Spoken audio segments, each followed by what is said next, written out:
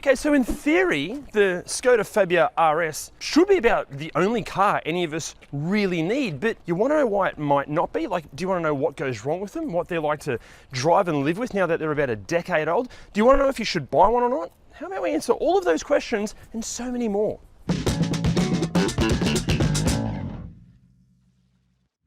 Okay, now for those not in the know, the Skoda, or I should say Skoda Fabia RS, is basically a Volkswagen Polo GTI wearing a different outfit. It's even powered by the same, let's say, interesting 1.4 litre Super N turbocharged engine as seen in the Mark V Polo GTI.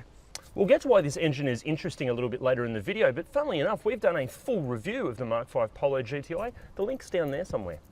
Now, when I say the Fabia is wearing a completely different outfit, I mean it because these are available as a hatch, or is this the wagon?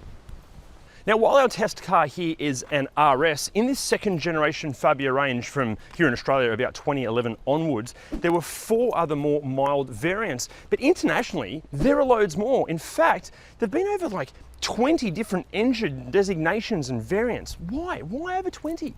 Also, interestingly, internationally, these have been around since 2007, but here in Australia, we only received the post-update models from 2011 onwards. Now, pricing-wise, the base model 77 TSIs, they kick off here in Australia from around about $6,000. RSs, they kick off from around about $9,000, and they top out at around about $15,000, which is pretty good value. Seems pretty good value, is it?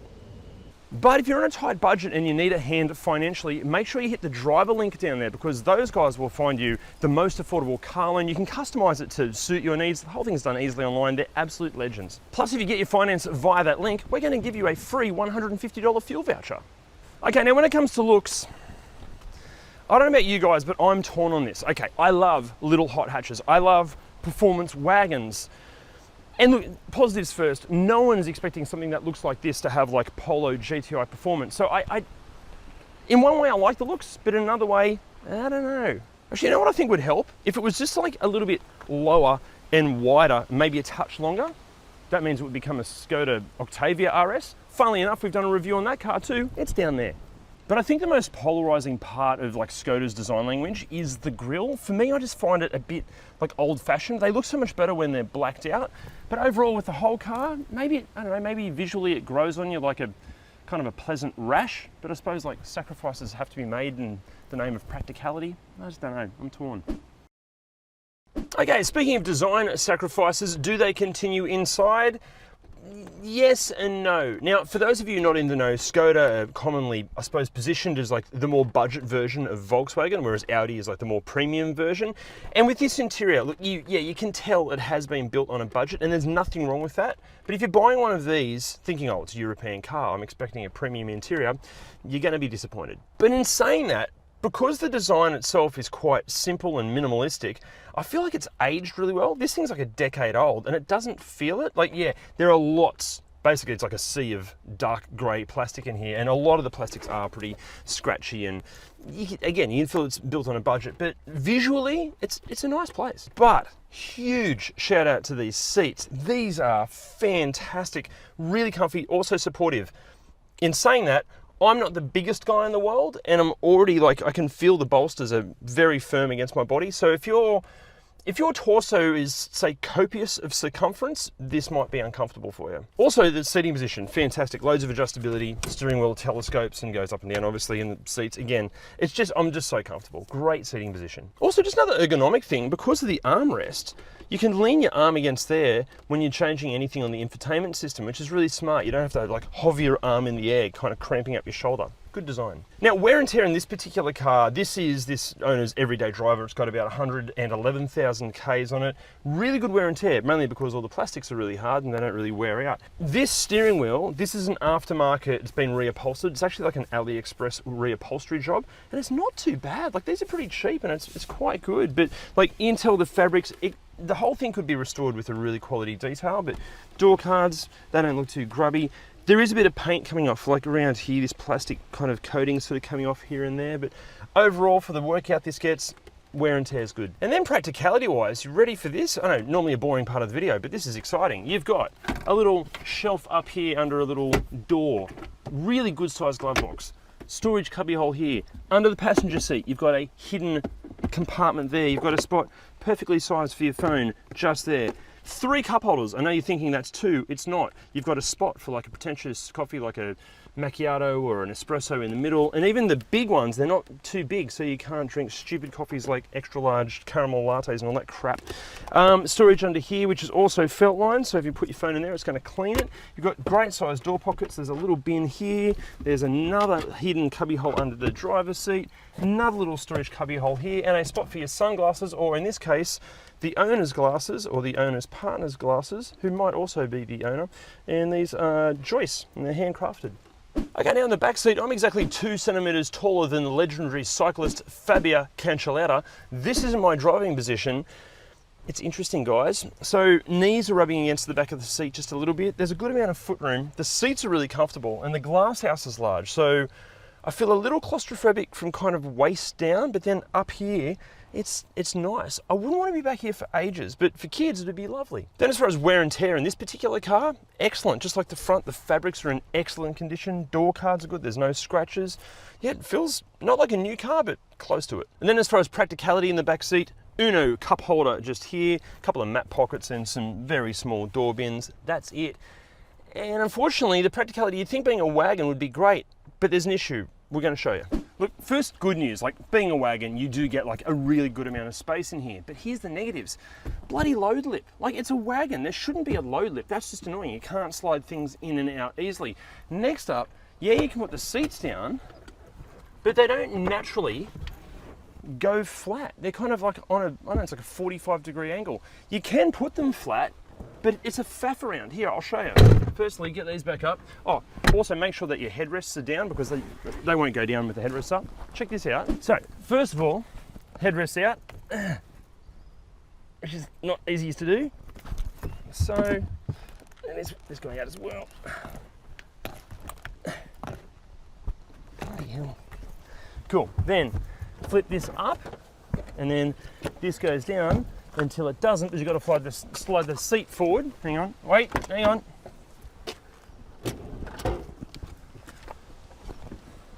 Okay, so now we're flat. But these have got to go under the seat or somewhere. And then even when the seats are flat, they're not actually flat. Another load lip here. Like, I get that it's supposed to be this practical wagon, but it's a bit of an annoyance. Like, go check out like a Honda Jazz or a Honda HR-V. Those seats just fold flat instantly. This, not convincing. Although, I do really rate these little buckets on the sides of the cargo area. That's a good move. Well done. Now, as you can see by the graphic, you're going to get all the expected stuff like air conditioning, cruise control, power windows, all those sorts of things. As far as infotainment system goes, look, it does have Bluetooth connectivity, but it's a nightmare. There are so many reports online of the Bluetooth just being a complete pain in the ass. Really hard to actually connect, and then it drops out all the time. It's just a pain in the ass. What you should do is what these owners have done and get rid of that infotainment system and put an aftermarket system in, which will have Apple CarPlay and Android Auto.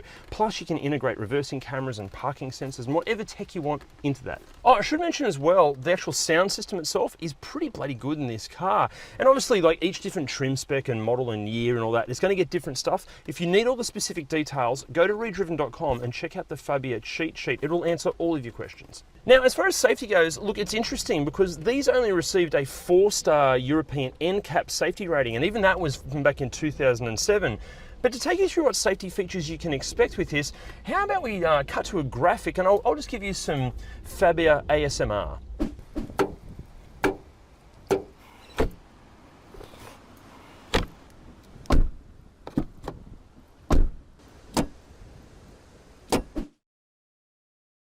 Okay, let's start with the boring stuff first. Because this is so small, it just nails the real world stuff, you know, like the responsible stuff. Like, it's easy to park. It's easy to maneuver through traffic. Because the glass house is quite large, the parameters of the car are very easy to judge. So it makes real world responsible stuff an absolute breeze. But then, because it has like hot hatch underpinnings, it feels like it encourages you to turn like the boring stuff, like going around a roundabout, into like a fun adventure. But then, like, find a spot to legally stretch its legs. And it's so entertaining, I think, because like a car that looks like this kind of shouldn't be able to do what this car can do. But then, like, if you're thinking, because it's kind of leaning into hot hatch territory, hang on, you think the ride quality, it surely must suck. But it doesn't. We've been over some rough roads in this, and it's like surprisingly compliant. And then you've got this engine which, like, okay, it's not like pin you to the back of the seat kind of performance, but it's unexpected levels of performance, and that's really enjoyable. Like, I doubt this would ever get boring or tiresome until the engine possibly grenades itself, which can happen, but we'll explain more about that in a second. And then, speaking of mechanical issues, this transmission, the DSG in this, look, these cop heaps of flack about being clumsy at kind of around town speeds and reliability concerns. Again, we'll get to that in a second. But this one, now look, I don't know, maybe it's a software update. I've driven these before, and yeah, they were pretty clumsy and horrible at low speeds, but this is super smooth. It's been great. Like all DSGs, once you're up to speed, it fires through gear changes beautifully. I don't know, yeah, again, I don't know if it's an updated software pack, but this is really impressive. Also, if you're doing any research on these, you'll see a whole bunch of owners complaining about lots of rattles and squeaks. In this particular car, there are some here and there, but again, it's aging plastic. You've got to expect that. So look, overall, what's it like to drive? Look, it's funny, you know, even though it's so incredibly closely related to a Polo GTI, I don't know, maybe it's the slightly low rent interior, or it just doesn't feel quite as like refined, but it's a bit less convincing than a Polo GTI. And possibly a few other cars, but we'll get to them in a second. Welcome to the most confronting part of the video. What goes wrong with these? Let's start with the exterior, and first up, it's bloody rust and corrosion. Now look, this is going to depend on where you're watching this from. If you're in a cold climate or you're located near the ocean, these rust issues are going to be worse. But here's where you got to check out the rust. Edges of body panels, especially where metal meets plastic. Check where the number plate lights screw into the tailgate. In fact, the entire tailgate area, including under here and also under here, basically anywhere, again, where plastic meets metal. Look, overall, just thoroughly check the entire exterior, get underneath, look in the wheel wells, look everywhere for rust. Next up, headlights on certain models apparently can wear prematurely. Okay, then inside the boot, look, this one's, I suppose, more specific on the hatchback models. There are plenty of reports that the wheel wells can fill up with water. Sometimes it's drainage plugs not letting water out, sometimes it's the rubber seals degrading and just not working. If you're looking at one of these, make sure you check that wheel well area for any signs of water. The rear washer nozzle, it can play up, just make sure it squirts. Actually, speaking of cleaning windscreens, we've partnered up with WiperTech because they are simply some of the best wiper blades we've ever used. Guys, click the link down there to order them easily online. They're delivered to your door. They're easy to fit. They work great. And by clicking that link, you're going to get 15% off and free express shipping. And then plenty of owners have reported just like random annoying electronic issues. Everything from wiper motors failing to the lights playing up. The boot switch can fail so you can't open the boot. Power mirrors can fail. The headlights can just stop working. Sometimes it's the bulb, sometimes it's a relay, sometimes it's the switch that can be to blame. Basically, guys, if it has electricity running to it, make sure it works because it can have issues. Try everything. And then on certain hatchback models, the actual tailgate, it can warp to the left and makes opening it and closing it an absolute nightmare, and it needs to be realigned. Plus, it can damage the paint. Actually, on the subject of paint can be interesting on these. So just go over the whole car, make sure the paint's in good shape.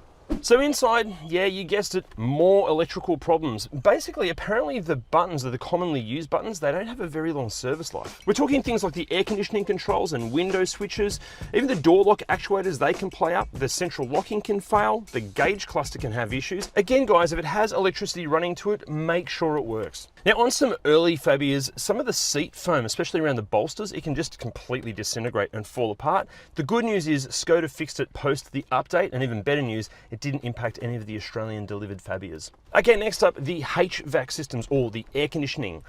Now, this seems to be a bit of a common Volkswagen problem. We're seeing reports of everything from sensors to like temperature actuators to compressors failing, all sorts of stuff. Again, if you're in the market for one of these, try the air conditioning on every fan speed and as many different temperatures as you can, and make sure it blows that temperature for a long period, because again, there are reports where it'll blow the temperature you want for a few minutes and then it just stops. And then also, due to these being built on a budget, the plastics, they can degrade and get a bit noisy and rattly over time, and eventually this plastic's going to get brittle, and that means it might just start breaking. Just on like weird noises and stuff, apparently the dashboard can kind of rub against sort of like the base of the windscreen, and that'll get rattly and squeaky. And also apparently the pedals, they can get squeaky as well. Now guys, we spoke to loads of Fabia owners when researching this video, but by far the best source of information we could find was on brizskoda.net. It's a community and forum site. Seriously, wow. You want any information on these things? Go and check that out. Also, a massive thank you to Andrew for lending us his Fabia. You're a legend, mate. Actually, if you have a car that you think would make a great ReDriven video, let us know in the comments or hit us up on the socials. And finally, thanks to you for watching this video and supporting ReDriven. Guys, the more of you that support ReDriven by hitting that subscribe button, the bigger and better videos we can make for you. Thank you guys so much. Okay, now if all of those previous issues weren't confronting enough, mechanically what can go wrong with these? Well, I can't tell you, I'm not a mechanic, but Jim is. The engines in the RS, that's the 1.4 twin charge, they're really not good. They are really not good at all. Aside from all the fairly common problems like leaking water pumps and leaking thermostat housings and oil consumption and oil leaks and PCV, engine breather complications, which are common for a lot of Volkswagens of this age, yeah, these certainly are no exception. One of the other common problems they have is the bypass or the regulator flap. That's the bit that regulates what the turbo does and what the supercharger does. That often fails, pretty common problem. The supercharger clutch is another common problem. Now the supercharger clutch is actually the front pulley on the water pump. Sometimes the water pump fails, well, often the water pump fails. Quite often the supercharger clutch fails, and when that does, the belt comes flying off, and that can actually do some collateral damage when that happens. So yeah, pretty common problem there. The timing chains on these, they're pretty shit too. Often they just rattle, and that's okay, they rattle for a long time, but sometimes they rattle and they jump teeth, and sometimes they jump teeth, and that can cause a catastrophic engine failure. So yeah, there's a problem for you there too. Now look, the transmission in these, the DSG, they are utter shit, really. They suffer from oil leaks, they have mechatronics issues, they have accumulator issues, and all round a lot of complications. And basically when any of those complications arise, they are expensive to fix. Now the big one, they have a fairly common problem with cracking pistons. Now, if you can get it early and get it repaired while the problem just presents as a misfire, that can be repaired, and there's plenty of upgraded pistons you can put in there to help later on. But if that should just have a sudden failure, which also can happen without any warning, quite often the piston breaks and damages the bore, and then the engine is just a total write-off. So a very expensive risk to consider there. Now you'll see some people in the comments say they've got one and they've never had a problem with it. I doubt it, but they might. They also might say that, you know, regular servicing is the key here. Look, regular servicing can mitigate the risks, but I've seen all of these problems happen in vehicles that are very well serviced too, without any warning whatsoever. So basically the problem is here, they're unnecessarily complicated and expensive to fix. Now guys, look, we should mention, obviously not every Fabia out there are going to suffer all of these issues. Andrew that owns this particular car, he's had no problems with it through the entire life of the vehicle. There are plenty out there like that. But you've got to remember, it is a European car, and here in Australia, European parts and often the labour required to fit them asks a hell of a premium. Actually, you know what? If you want to save some money when you're buying a car, go and watch our Ultimate Used Car Buyer's Guide, because it could save you a fortune. That's if you should buy one of these or not. We should answer that question. Should you buy one? Okay, look, if we're talking the normal non-RS Fabias, no, not worth the risk. Just buy like a Honda Jazz or a Mazda 2 or a Toyota Yaris instead. But when it comes to the RS models, look, yeah, they're a cool and funky and unique little car, and they do tick so many boxes. And if you can find a fastidiously maintained one, yeah, maybe worth the risk. But the biggest issue that these things have is their competition. So if you need the practicality of the wagon RS, well, like a Mazda 3 SP25 hatch is only slightly larger and it's offering equivalent practicality, and it's got a better power to weight ratio. But if practicality isn't that much of a priority and you just want a hot hatch, well, maybe check out a Kia Proceed GT, or maybe even an older high kilometer Honda Civic Type R. And if those three cars are all too big, well, maybe check out a Suzuki Swift Sport. Like, okay, it might not match the Fabia in straight line pace, but it will easily keep up through the corners. But most importantly, all of those cars will offer way better reliability than one of these. Interestingly as well, we've made reviews of all of those cars. The links are down there. Look, basically, if you really, really want a Fabia RS, yeah, okay, maybe, but just know what you're getting yourself into. But the big question is, would you buy one or would you buy something else? Let us know what you'd buy in the comments down there. See you next time. Okay, now for those not in now pricing wise, basically guys, if it has electricity to it, again, if you're buying one of these, just make sure the air conditioning works on every, guys, if you're in the market for one of those, my God, the owners on there, their knowledge is incredible. Check out